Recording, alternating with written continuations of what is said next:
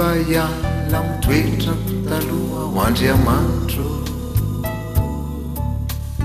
dia mba nova ny lalana falehako fahiny dia navao ny fiainako rehetra ho Andriamanitro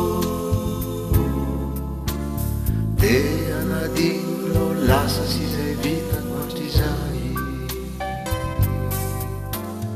dia ho amin'izao tontolo izao mantsiano Andriamanitro dia rakotraizina sy loza no manodidinay fantatro fa ny aminao zao no misy fiadanana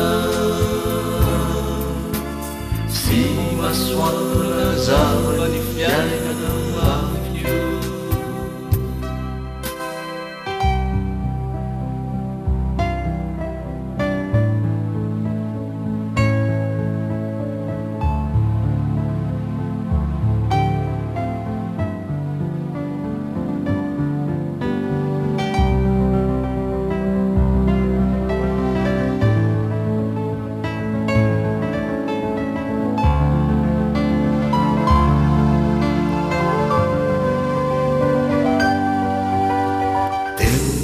nolotra ny fiainako ho Andriamanitro dia mba naka ny toetra n'ireo zanakao dia mba ndray anjara amin'ireo asanao dia mba ho anisan'ireo mpanomponao soirakao